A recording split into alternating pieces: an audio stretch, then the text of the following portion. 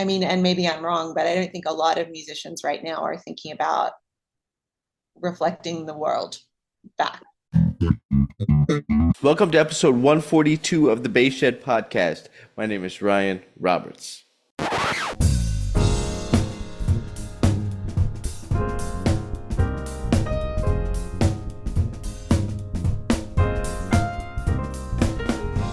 Welcome to the Bass Shed podcast. I'm your host, Ryan Roberts, and this is where we talk with bass players primarily about artistry, career, and culture. On the episode is Australian-born and Brooklyn-based singer-songwriter and upright bassist Georgia Weber.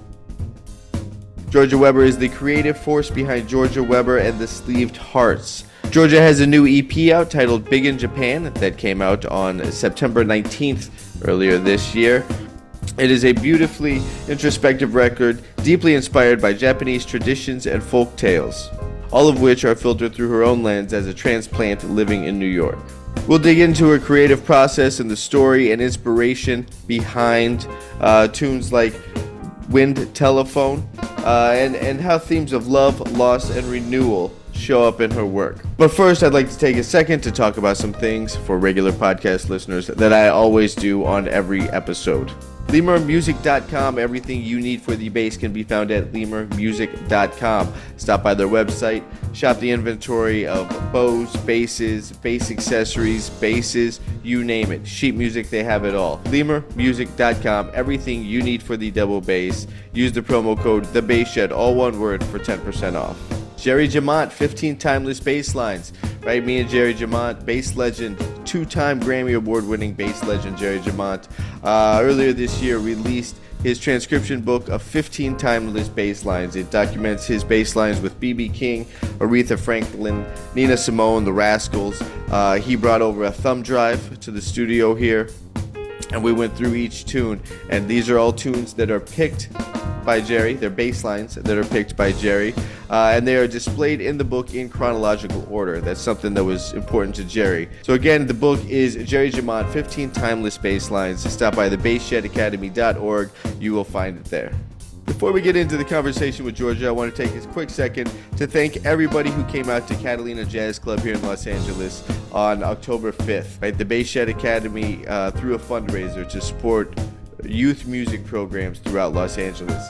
It was a fundraiser that was going to support Altadena musicians, Los Angeles Youth Orchestra, and the Burbank High School instrumental music program. It was a beautiful night. There were some performances by students from Altadena musicians. Me and jazz vocalist Leah Booth debuted some tracks off of an upcoming duo record we have coming out titled Echoes of Change, which I will be telling you more about as it gets closer. Then we kind of had a headlined trio with Grammy Award-winning piano player Ruslan Sirota, myself on bass, and internationally recognized drum superstar Gary Novak. It was the first time I had played with Gary, and it was, man, I loved playing with Gary. I've been a fan of his since that record he did with Chick Corea called Time Warp. If you guys know that record, it's got Patitucci on bass, Bob Berg on tenor, obviously Chick Corea. So it was great to play with Gary. Leah sat in on some tunes towards the end. It was a wonderful night, and thank you again for everybody who donated to the cause, everybody who came out to show support and show love.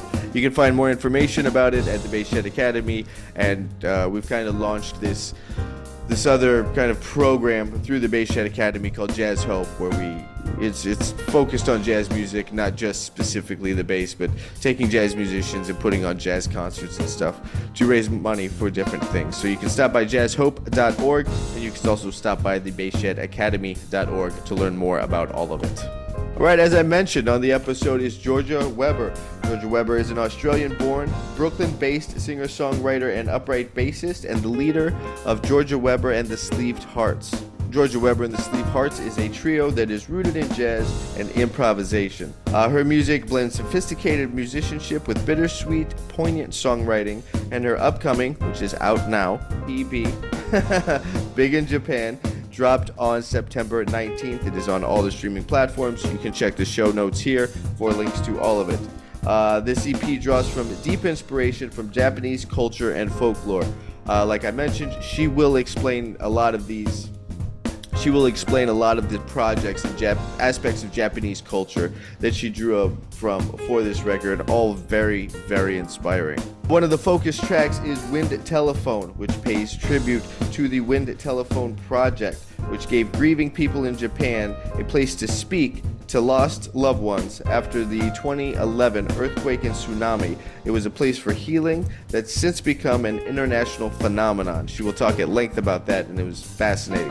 Absolutely fascinating. As Georgia puts it, Big in Japan came together almost accidentally. She was inspired by both Wind Telephone and the Japanese art of an artist whose name I don't want to butcher. But it will be in the show notes, so check that out.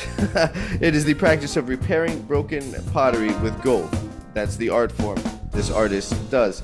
But she wanted to write songs about life, love, and loss, and to celebrate the imperfection and resilience of humanity. I absolutely love that. I mean, it was kind of coincidental that I was working on a record at the same time with Leah Booth that had to do with these things. And so it was wonderful to speak with another bass player and another artist about these. And I know that it inspired me to continue going, and I hope it inspires the listeners here to dedicate themselves and their art and their craft towards reflecting humanity. I think it's a beautiful, beautiful thing. And here it is. Here's my talk with singer, songwriter, and double bassist Georgia Weber.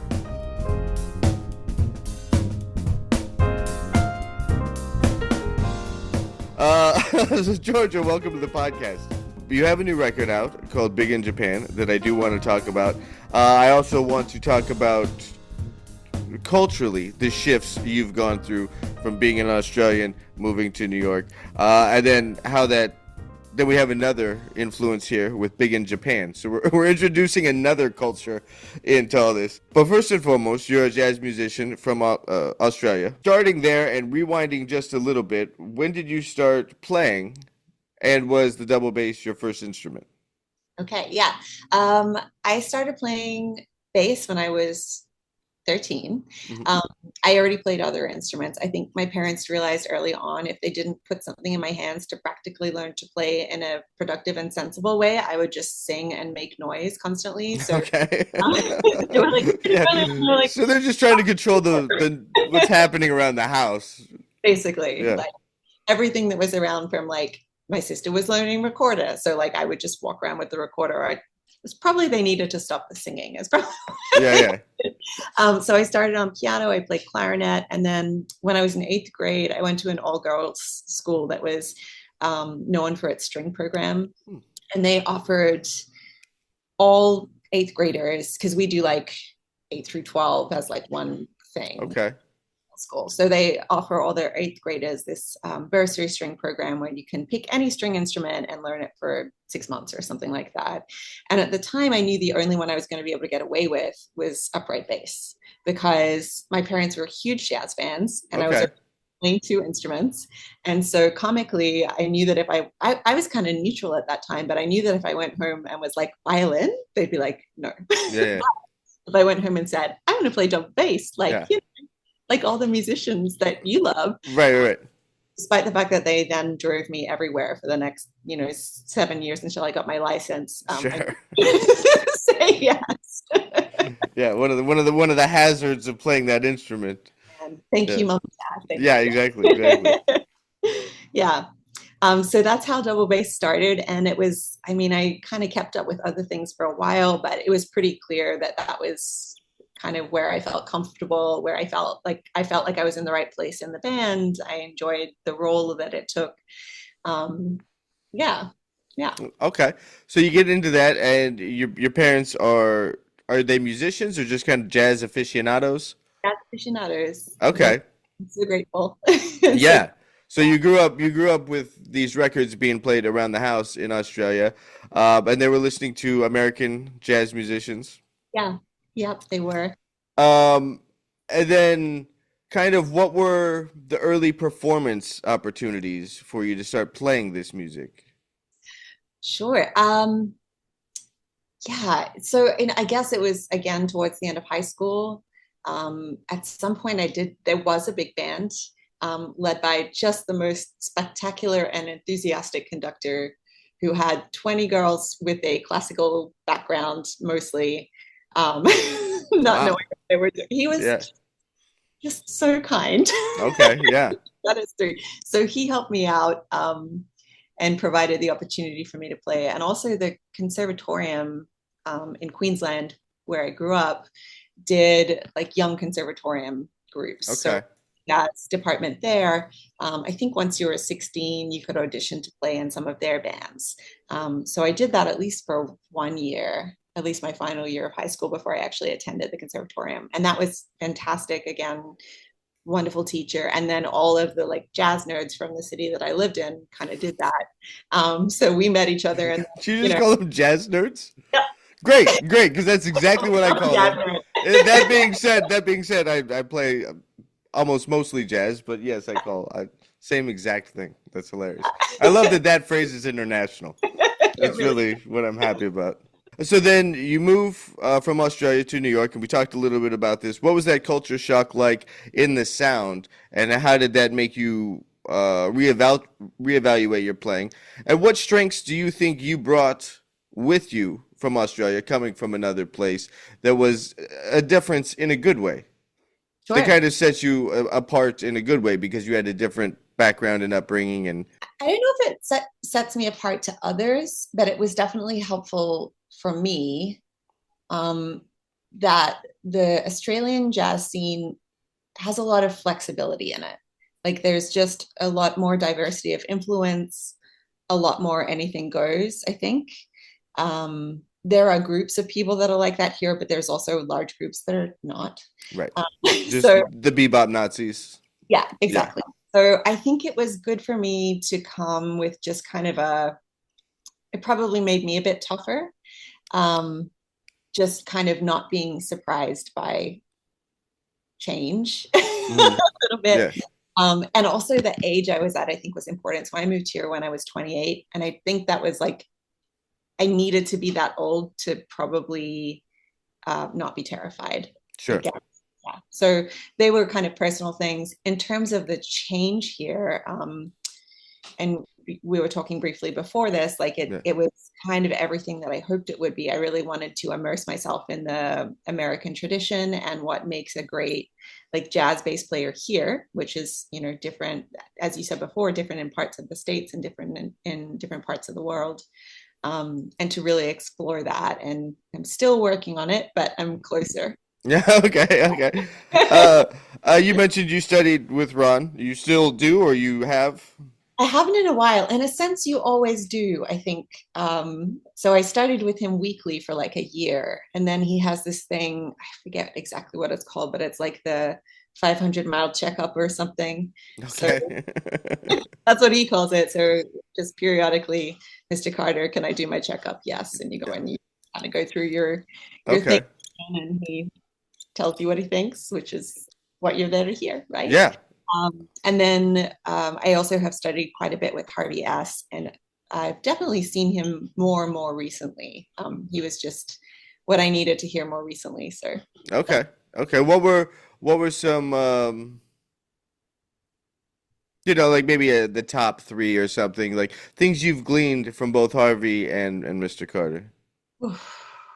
I know that that's a deep well and a very long answer. it's such a deep well because both of them are just such not just phenomenal teachers of the instrument, but I feel like both of them just like changed the way I think about the world. Mm. Wow. They would say things in lessons where I would like, it would take me like 3 days to kind of like process and recover. And I would like get home and call my dad and be like, okay, this is what Ron Carter just said to me today. Yeah, yeah, yeah. Take a minute. Right. You're putting it in Chat GPT. Like, what did Ron Carter mean? help me Yeah. help me with this. Yeah. The way, and I think this is part of their success as musicians, the way that they think about life is kind of the way they think about music generally, and that like standard of excellence applies to everything they do. Hmm. Um, in Mr. Carter's case, sometimes in a really it's almost like a brutal truth sometimes. Like he is someone that will tell you what you need to hear, regardless if you want to hear it, Right, and not gently. But right. I wish to say he's one of the kindest people, Yeah. but he's not going to beat around the bush. Hmm. He has, Now, if he had, though, you might not have had the growth that you yes, have had on those topics. So it's, absolutely, uh, absolutely. I mean, I'm he's so he's grateful. fully aware. I mean, I think you can. I met him a few months ago when he was out here, but just from his playing, you can understand his psyche. In addition to all the interviews that have existed, but Yes, he's gonna drop a nugget that yeah, forces you to deal with it. yes, I mean, his playing is absolutely like that. He's going to drop a note or a rhythmic displacement or something that you have to acknowledge that. yes. And I would imagine his teaching style is the exact same. That's so beautifully put. And yes, Yeah. yeah.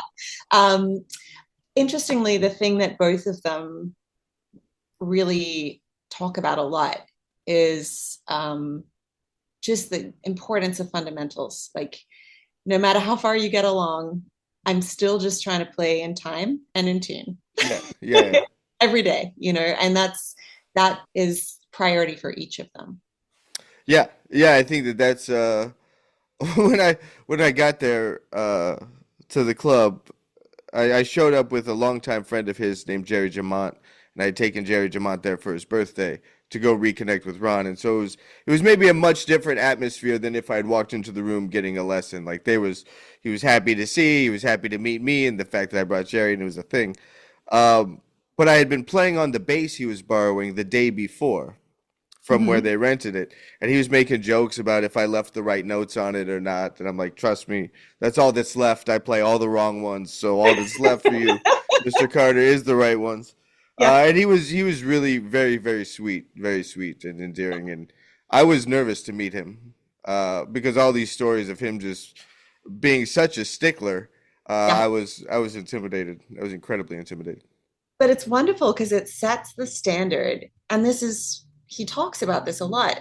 You want to, we should be setting the standard for ourselves. We Hmm. should be setting the standard for the music. Why would we be lazy?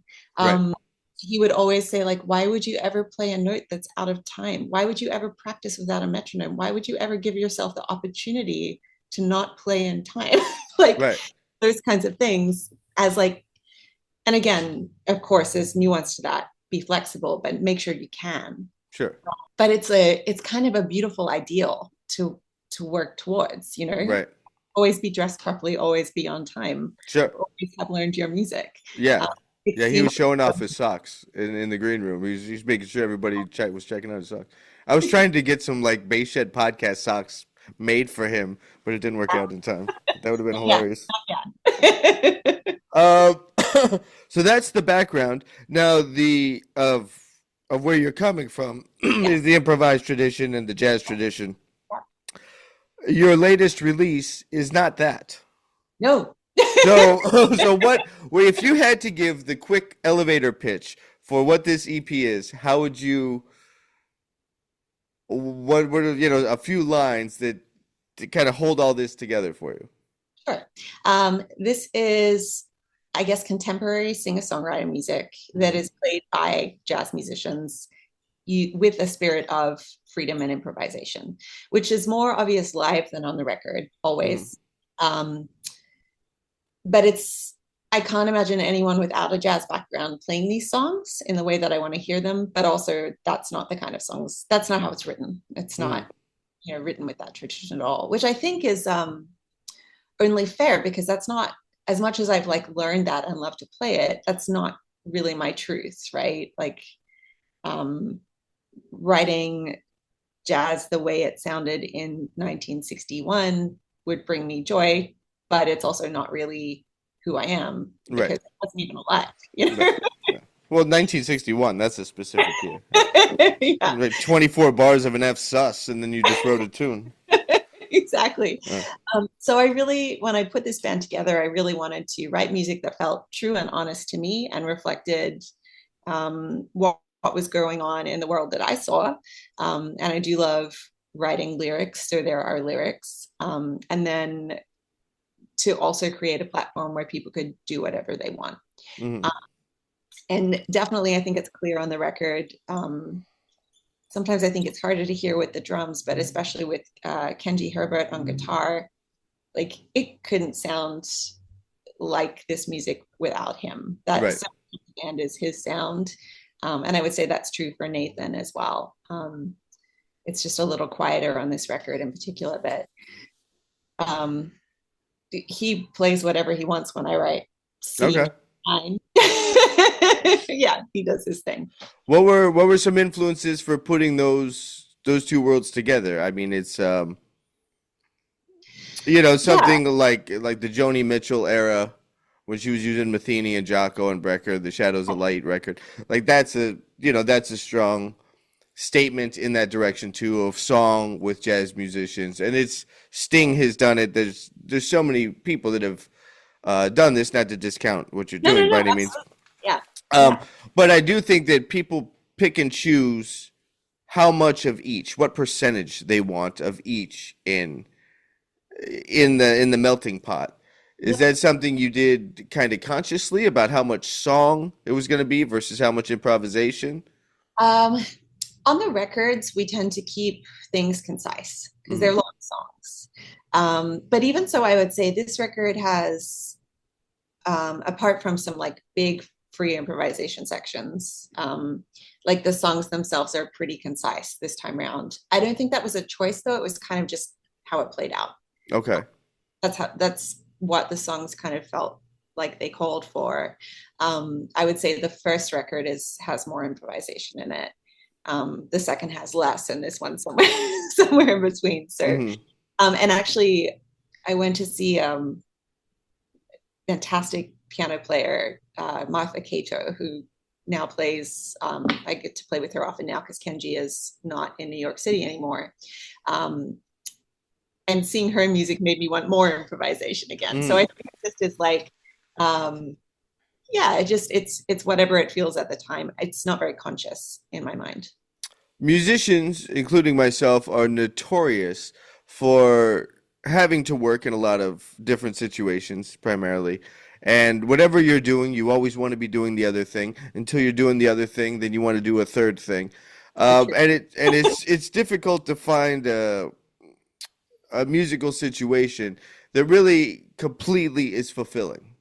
Yeah, yeah. Now, the question to follow up with that kind of setup is, are you still searching for that within the music, or do you think has this project landed on that for you, where this is fully fulfilling? Or are you still looking for different aspects to fulfill different parts of your creativity? Probably still looking because I can't imagine not getting to play other music ever. Like Hmm. one of the great things, as you know, about being a bass player is just the ability to bounce around and be in different planets all the time. So I don't think that I would ever just work on my own music. That doesn't really feel like a bass player thing to do. Hmm. Um, I know that some do, but like it just, I think that's in terms of though finding that realization through what I've written, what I write. I also don't think that will ever resolve. I think it will just continue to shift. But it's one of those things that no matter what you do, you kind of always end up sounding like yourself. Sure, Um, for so better or worse. for better or for worse. Yeah, So I think it probably will not matter. yeah, What I perceive I'm doing, it'll come out hopefully with the same intent. Um, there's no real finishing, right?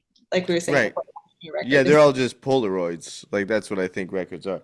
Um, what you had mentioned singing a lot around the house, and this record is has your vocals on it. Is that something a craft that you pursued? Have you pursued vocal training to the degree you've pursued bass training? um, occasionally, because I have many friends who are great vocalists, and occasionally they'll give me some time and some pointers. I am not a singer, but there's something about singing your own music that I think is there's like a there's a there's a truth in that. Like I wrote this lyric, I'm going to do this thing, and I can sing and play at the same time. Um, That seems like a that seems like something that would have to be kind of worked out. Like I don't sing at all, but just the idea of it sounds. Yeah, it's a bit of a mess, honestly. I mean, on electric, I do it occasionally too, and that's easy because you put your hand and it plays the note for you, right? Like as long as you're in the fret Sure. zone, it's gonna be okay. The problem with upright is I'm having to pitch two sounds at the same time. Right. So what ends up happening, I think, is that in the parts where I'm singing, my bass parts become very prescribed because I actually can't do both at once. Right, right. You kind of just got to put one, make one an autopilot habit. Yeah, so it becomes, for better or worse, it becomes the bass because that's my safe place. Singing is never going to feel safe or comfortable for me. If you were able to qualify this, how do you feel that playing the note that the melody note is against? Do you find yourself choosing similar intervals a lot melodically? Two, um, do you find yourself searching for new notes against that? um, I mean, that's actually the same question, but I just asked both sides of it, but whatever. yeah. Um, I mean, I'm sure I do end up with similar intervals, but I actually have no idea. Okay. But I think so, just because there is a harmonic sound which comes from repeating harmony. So Right, right, right. I think that's probably happening. Again, like while the singing is happening. And yes, there's always a search. We'll be back right after this.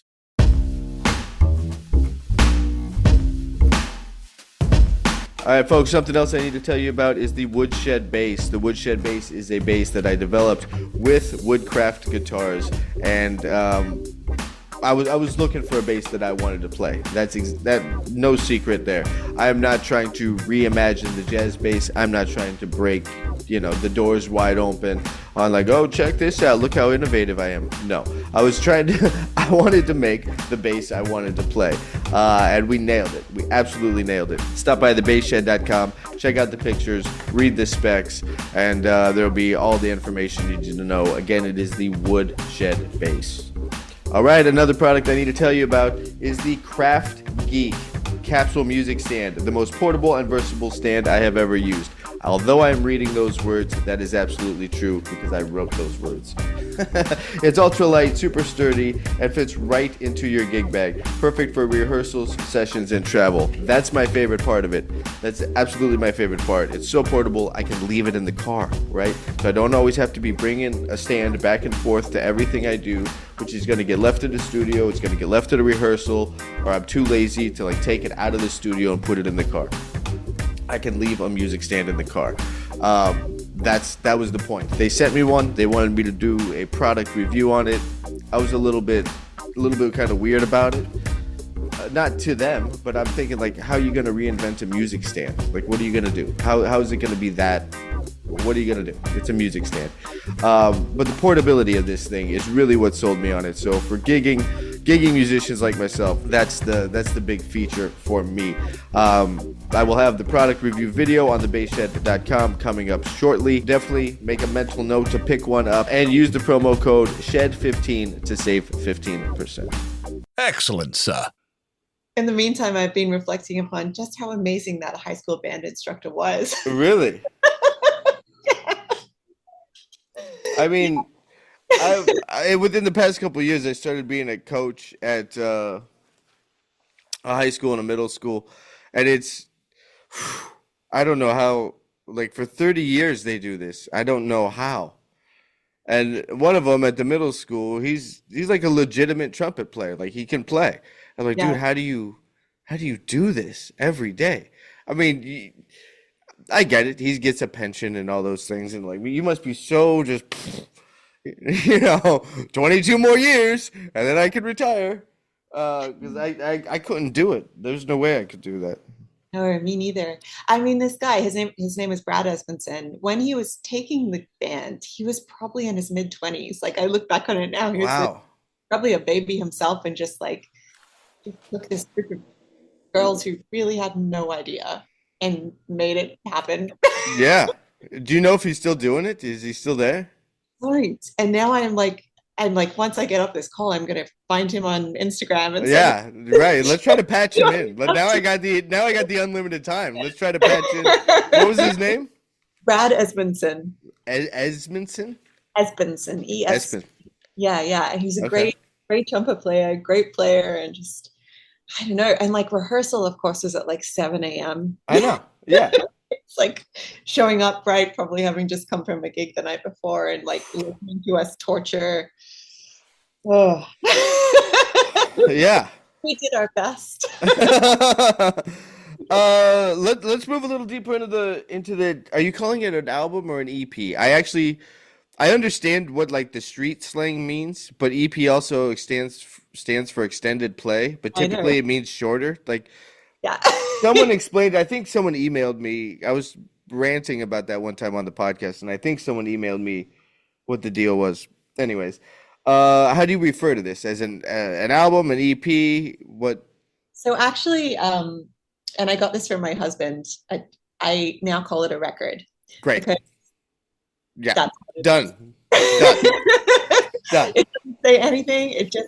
But again, it's that moment in time thing. The Yeah. polar, you know. Now, big in Japan. So we've talked about Australia to New York, the learning of New York and how that. I'm assuming you've been to Japan. No. The plot thickens. The Oh my plot God, thickens. I know. All right. I'm a ridiculous person. So, okay, Australia is in the middle of Southeast Asia, Hmm. which is like not a thing people think of.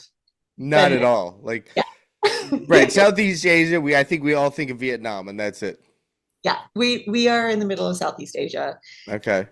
functionally. And so there is a wonderful just general Asian immigrant population and there was a huge Japanese community where I grew up. And I think basically everywhere in Australia that's true. Oh wow. So like we don't learn well when I went through school, your options were not like Spanish. You could learn like Italian, French, or Japanese. And I learned Japanese in school and Okay. I had Japanese friends through school. My grandparents had Japanese exchange students often that influenced me as a little kid. So all this to say, like, I guess I grew up with like a respect for Japanese culture and a curiosity about it because it is quite fascinating in many ways. Um, and then when I moved here, one of my first friends with this was, and still is, I just saw her. She's on the West Coast now, but this Japanese woman. And then came across amazing Japanese musicians while I was here. Kenji, the guitarist on the record, is half Japanese, half Austrian. And he grew up in Japan and studied in Austria and then at Berkeley. So I don't know, there's always been this like little quiet background of Japanese people and Japanese influences in my life, even though it's been fairly superficial. But this record started initially because I heard this incredible story on NPR one day, which was actually taken from a Japanese, like their equivalent of NPR is called NHK. There was an NHK documentary that This American Life were lifting from. So there's this guy who set up, I guess this must have been 2000, I don't want to get this wrong, it was probably 2010, set up on his property, he's a landscape gardener in Japan, this English telephone booth, like this white phone booth. Okay. And using it, I guess it was part of his, garden design. But it wasn't connected to anything. And he was going in there and he was talking to his cousin who had just died. It was kind of like part of his grieving process. And then the following year was the earthquake tsunami occurred, and that very much affected his community. I'm sure it got press everywhere, but there was like 20,000 people that died, at least 2,000 people that were just missing, huge number of people displaced. I love living in New York. You get some of the sounds of my street. What is that? I hear something, but I can't distinguish what it is. some person with great enthusiasm with what they're listening to in their car. Great. Oh, they were singing. Okay. So, I'm surprised they were driving. oh my God. So, when this happened, this guy opened up his home to the community and basically said, anyone who is grieving, anyone who is lost, anyone who wants to use my space, come talk on the telephone, do what you got to do.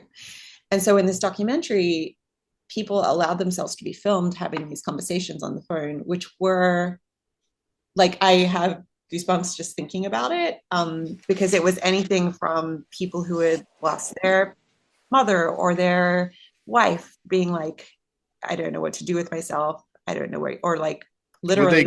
they go into the booth and get on the phone and talk to the person that had been displaced so they couldn't find her at pass? Okay. Exactly. It's like Yeah, this connection to the afterlife. exactly. Yeah. And it was anything from people that were like deeply, deeply grieving in a very obvious way to like little kids being like, hey, grandma, I passed my math test today. Just Right, wanted right. to, like, oh my God, it was amazing. And so I heard the story and was just so kind of swept away by, I mean, there's so much to be kind of overwhelmed by in that, like the generosity. And since then, like thousands of people have gone and still go to this guy's home just to talk to their loved ones. Wow. And there's something like 200 of these phones that have now popped up around the world. So it's kind of Really? a thing. So anyway, I heard the I'm story. assuming not in America because Americans would try to monetize it. Like come into my booth, but like you gotta buy a ticket or you gotta buy some pre-ticket bundle or a pre-sale bundle or something. Like Americans would be awful at that. I mean, there are some in America. Really? I know this partly because the NHK team is about to make a sequel to the initial documentary because it's Hmm. 15 years. It will be 15 years in March since the tsunami. And so they've actually just been here and we're at the record release last week, which was really Okay. and they were basically getting footage of the phones in the United States. And so they just did like a tour Oh wow. around the place. Um, yeah, it's an interesting movement, but I'm so thankful I found out about it.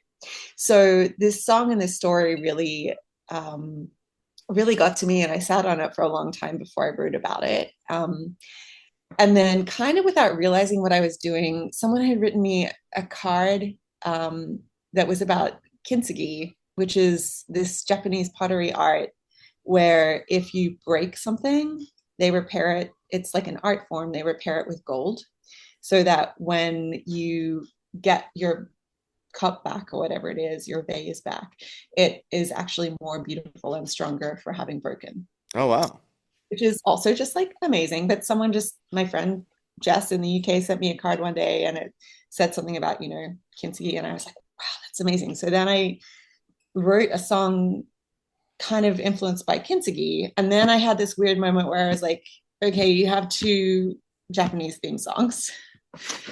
Perhaps this is a thing. So then I went to Kenji, the guitarist, and said, all right, I'm going to kind of make this a short set of things.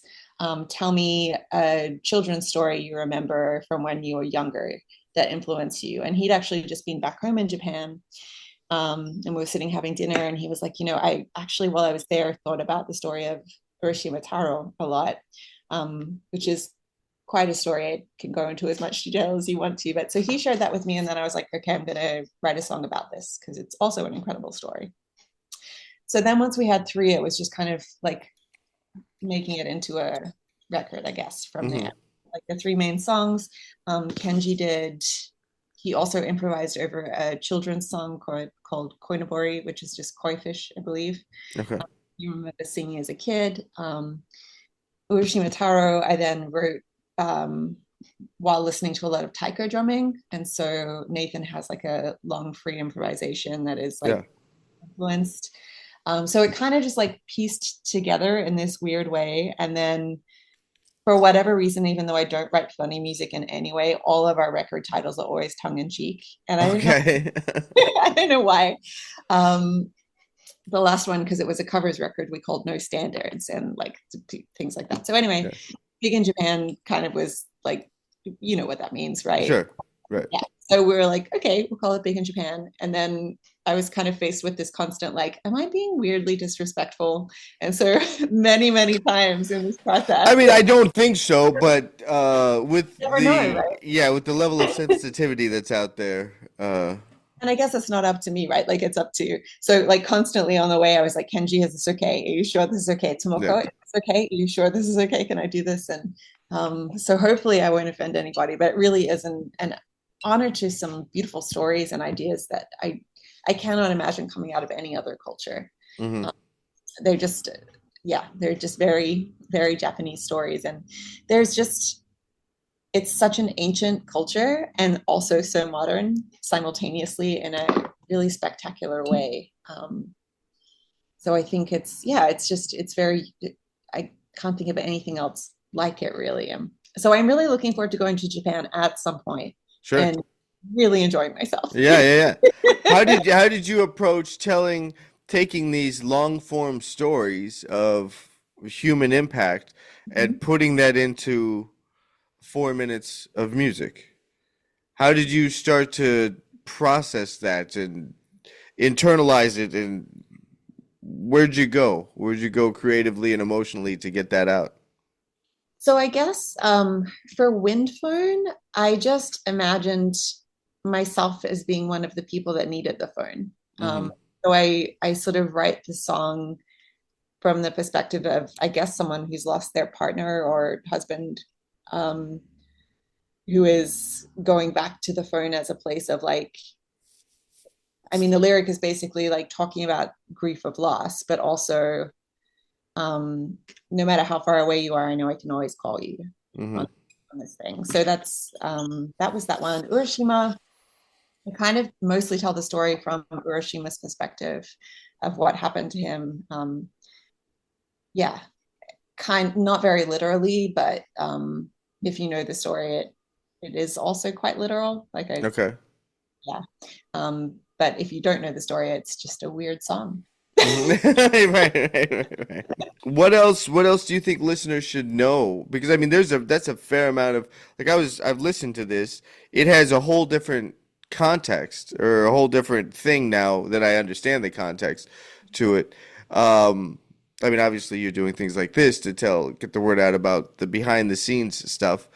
But people that just come across this on Spotify, do you think it has the same impact? I mean, obviously you would hope it would, but there's a lot of depth to all this. Always when you're writing songs, it's up to the listener, like especially true of any songs, but especially music with lyrics, you're always kind of just letting people do with it whatever they want to. Like Hmm. I feel like that's always true, even if it seems obvious. Um, I have a really good friend here who is one of my favorite singer-songwriters. His name is E.W. Harris. Most of his music is written about a post-apocalyptic universe where the world has been overtaken by robots and animals, which, if you know, he's a freaking genius. If you don't know, they're just beautiful songs. Like Okay. it's sort of Is this an artistic persona that he has? yeah. Like how Parliament had this whole story behind. I'm not likening your friend to just funk music from the 70s, but they had this whole story that followed their thing, and that was part of the culture of that music and that group. Is this something that he has, or is he just kind of into No, sci-fi and likes writing things like this? I think both are true. Okay. And it's just his tool, I guess, right now in his life for creativity as well. Like I remember being in my 20s and being satisfied by writing songs about what was going on in my life, but that gets very old very quickly. And so for, at least the last 10, 15 years, I'm much more interested in beautiful things that I see or hear about, or stories of friends and family that I think are special, and relatable somehow. I don't even totally understand the story because it's not mine. So I guess as a listener, again, if you want to know the detail, that's cool. And if you don't, then I hope you find your own meaning. Hmm. Yeah. Even within these songs that where it's not your specific story and you haven't actually gone into the phone booth, did you go within yourself to, touch on a point of loss or confusion or wanting to connect with someone who's not around and have that in mind so that there is still a deep personal connection? It was actually imagined loss. I literally thought about what it would be like to lose my partner and was like, actually thought about that. To be, yeah, I can't even. I remember Sure. when I started writing it, I was like teary, because I was like putting myself in this place of horror, Right. essentially. Um, yeah, that would be, yeah, I can't even put into words what that would be like, but I tried to. Sure. Um, Sure. Yeah, I mean, anytime you hit trauma, you can always imagine the idea, but you can't ever really understand trauma until you're in the middle of trauma, and it's real to you on a whole other level. Lyrically, as getting into being a lyricist, who have been some influences for your approach to writing lyrics? um, my favorite songwriter and kind of my favorite lyricist right now is Frank Turner, who's an English singer-songwriter, kind of, it's like folk punk, I guess. Um, Folk punk. yeah. Okay. So I think what happened is people that were really into punk in the early 2000s got older. Um, and Yeah. so it's still very much punk music, but it's soft in a sense. Okay, so are we talking like if we're talking 2000s punk, that's kind of like that whole pop punk thing that happened with Green Day and bands like that, where it was punk, but it was like pop punk. Yeah, I would say his background was kind of more from punk hardcore at that time. Okay. So similar time, but like more more punk. Okay. More Yeah, punk right. than pop punk. Right, more, it Um, had more of an edge to it. definitely. Okay. But yeah, so he's my current favorite lyricist. But I mean, there are many. I still reference Death Cab for Cutie a lot. I loved Fiona Apple when I was in high school. Yeah, there's some phenomenal lyricists out there. Yeah. Yeah, I agree. I am also a big Fiona Apple fan, and lyrically, she's quite interesting. Like the Mhm. words she chooses, and there's almost like this kind of I'm blanking on the lead singer of Radiohead's name right now. I'm with you. Yeah, but I'm also but he just uses words as sound, and it's not necessarily a direct literal application of the word. I'm not saying that she doesn't have the definition of the word makes sense to her story, but um, there's using words as sound and not just the meaning of the word to communicate, which I think is fascinating. And Radiohead came to mind when listening to your record because of the mix. Like it wasn't a vocal mix on the record, which thank you. Because I'm so burnt out on hearing albums where it's just like vocals super on top, everything else is completely compressed, and you can't hear anything. No definition really, and it's too much. So the mix on your record was very cool to listen to, and it reminded me of Radiohead, and where the vocals were sunk a little bit more, and it had an indie feel to it. any attachment of the word Radiohead to anything I've ever done, I thank you. Yeah. Okay. I'm going to sit with that for a while, but I will definitely pass that on to my husband is my producer, and Okay. I think has a lot of those influences, but also knows how much I don't want to be at the front. I'm still a bass player. Yeah. Still a bass player. And Now, also, is your husband Australian, or is he coming from another? Do we have another culture involved with this? yeah, another one. He's American. Okay. Okay. Um, so we met here, but he's from Virginia, and he grew up actually quite heavily in the punk scene, and now does much more like singer-songwriter type work. And one of the reasons we were talking briefly before this started about the how slow I was getting this record Hmm. out, and it's partly because I am both blessed and cursed that we own a recording studio. Yeah, I can see how each of those makes sense. Like It's that's amazing, but super amazing, but there's no, you're not looking at the clock like I don't really want to afford another 4 hours. no, So no, so something could just drag on and drag on and drag on. which I definitely did, and Yeah. I've learned from the experience and will not do it again. But yeah, so I would say, like, again, it's so important to me that the musicians that play are as much a part of the sound as anything. Like, I can't imagine this record without Kenji and Nathan specifically. And I think the idea of like compressing and squishing them down is like quite offensive in a way. Sure. Like they are as much of this as anything else, which I think is easy to forget when there are vocals.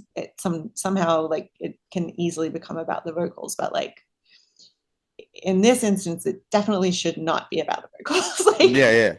focus on everyone else, please. Well, yeah, I mean, the record starts off with just like a soundscape. It doesn't even start off lyrically. And for listeners who haven't heard it yet, out of the 6 tracks, only 3 of them have lyrics. So it's very much a 50-50 split, like soundscape interludes. There's a drum interlude as one of the soundscape interludes. And interludes were all freely improvised, like basically 1 or 2 takes. What is next for this project? You've done the official release concert already? Yep, we had that was last week. We're actually heading at the end of the week to Austria to play with Kenji in Vienna at Regan Live, which I'm really excited about. I've never been to Austria before. And then what was that? Where are you at? Vegan Live? Regan, Reigen. Oh, okay. I thought it was Vegan Live, like it was some new festival. Like it's Vegan Live. That would be cool too. And I'm sure I'm mispronouncing it, and I'm about to be in for a rude shock about how it is. Kenji, fortunately, also speaks German, so he'll help me out. Okay. Yeah. So that's like next. And then honestly, I've already kind of started working on the next album. What can we look forward to? What is just a sneak preview? Like, what's the concept? Oh man, I don't know what the concept is yet, though. I think that will take a bit more time, but weirdly the one song that is like completed is actually political, which is weird because I've never written a political song before, but I've never lived right now before. So this is a very, very intense time politically, and yeah, let's put it this way, like I don't talk about politics on here and ever. If things were going to be undone that have been done, that is years and years and years and decades. It's in a very bad place. It's in a very bad place. That's what I think. Yeah. I'll leave it at that. Well, cool. About the next record, because that's a whole different approach. Have you written political music before? Never. Okay. And I didn't even really mean to write this. It just happened because I was just so mad one day. So, yeah, we'll see what happens. But I think that's great, because I do think that artists, besides stand-up comedians, need to be responding to this. You know, and I've talked about it a lot, that I think like stand-up comedians are the new musician, because they're the ones really reflecting what's happening in culture, which like back in the 1960s, musicians were. Yeah. Now musicians just kind of play the game because the music industry is crap. But the artists aren't doing anything within music, and it's great that, you know, you felt inspired to do something and kind of mobilize and have a voice about it through art, because I think that's incredibly necessary at all times, but definitely right now, because there's a lot to be speaking up about. I think so. Yeah. I won't push further into politics. I have this book. This is my book. I have this book that is like my practice log and like whatever I'm writing. I'm working. Okay. And it was like laying out on the bedside table, and Sonny is my husband's name. I keep talking about him. Sonny walked through and he was like, "Oh, you're writing a new song." He was, "What's it about, Trump?" Huh. That's different. Say that. Yeah. It's not in my wheelhouse usually, but sometimes you just got to say what. No, I mean, yeah, I'm doing this whole fundraiser right now that isn't It's aimed at the aftermath of a lot of those things and how much funding has been cut from the arts and programs and getting in touch with a lot of organizations here to do after school programs and stuff like that and a little bit of a save the music vibe. But yeah, after I heard about the stuff at the Kennedy Center, I had to do something because it's just a shame. And my the bass player, who's the principal bass player of that orchestra, National Symphony Orchestra, and that's their gig. I haven't spoken to him yet, but I'm like, man, did you just lost your gig? You had tenure. You were the principal bassist. Like, dude, man. I have to reach out to him and see where he's at and maybe invite him back on to talk about how it's impacted those musicians because I want that to be out there. Like, yeah, it sucks for the arts, but like these are real people. That was his job. That was his. He had a few more years till he could retire from the orchestra and do all that and like. And it's not a job that you ever think. I would never have imagined that that gig would disappear.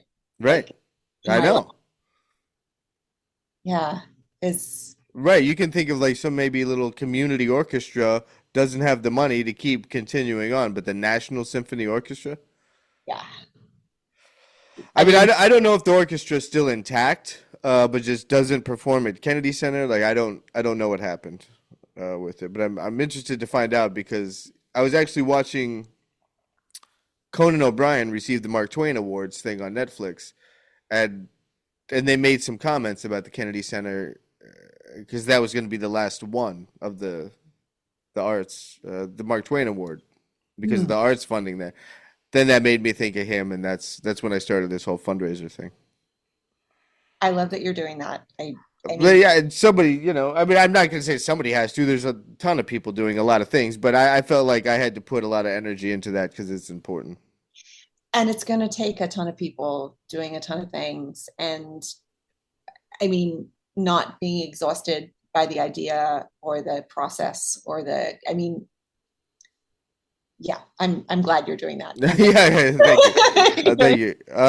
Yeah, and similarly, I'm glad that you're using art to respond. Also, I think all artists have a responsibility to do that because I think and maybe everybody has their own definition of this, but I do think that artists have a responsibility to serve first. We're serving the community and we're serving society, and part of that service, similar to what you spoke about with Mr. Carter, is you might not always want to hear it, but it's a good service.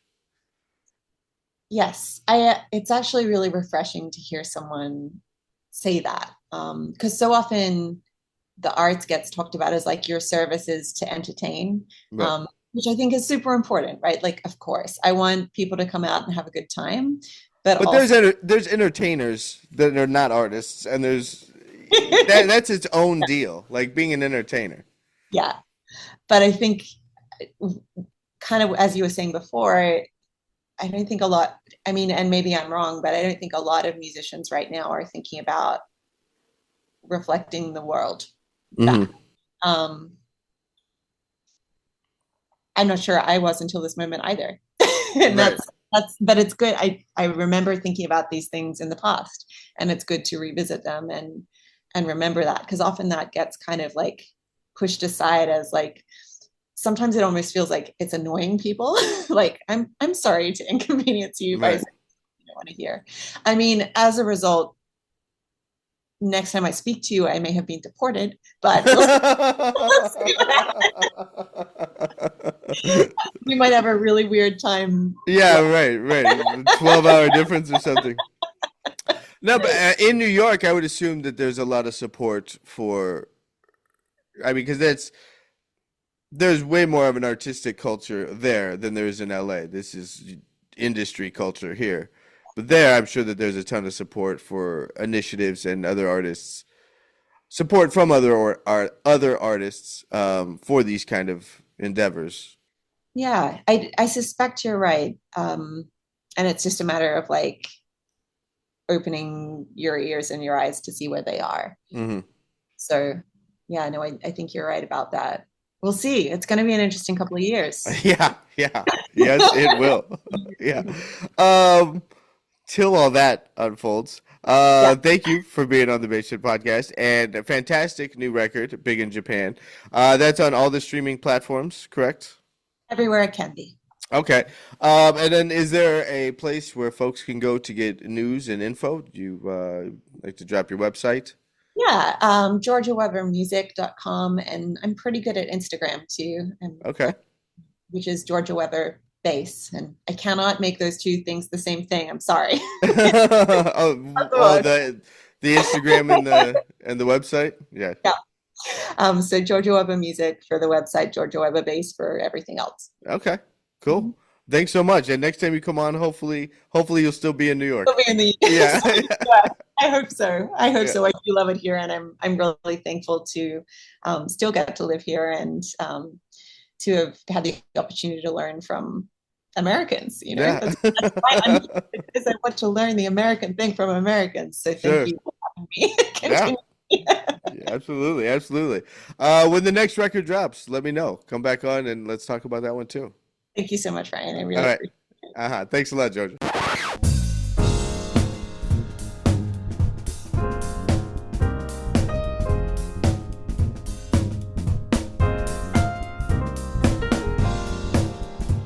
All right. That was my talk with Georgia Weber. Thank you, Georgia, for joining me here on the podcast. And again, the EP is titled Big in Japan. You can find that on all the streaming platforms. There will be links in the show notes to where to listen to the album. Follow, subscribe, engage with Georgia on social media. And again, I can't say enough how much I loved what she's doing with the record and pursuing and reflecting the humanity that we all experience through music. What happens?